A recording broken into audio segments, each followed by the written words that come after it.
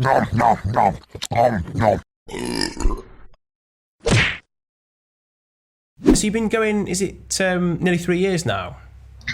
Yeah, so we launched June 2017, but we kind of did it a little bit back to front. So a lot of the time in food and drink, you'll get a bit of an MPD time where people will kind of create their product, know exactly what they're doing, and then they'll launch with a product that they're pretty much there on.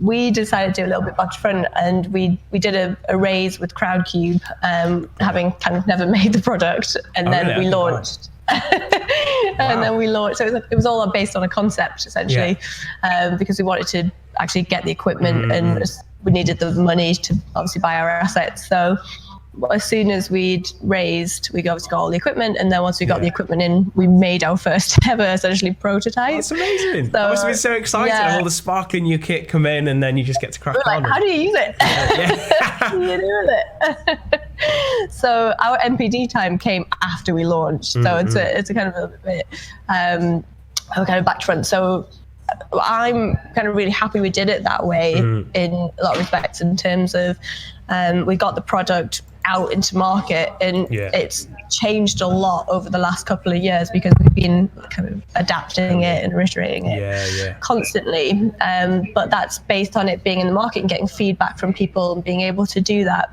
I think a lot of the time people wait too long to launch a product because they're trying to get it perfect, and that doesn't really exist.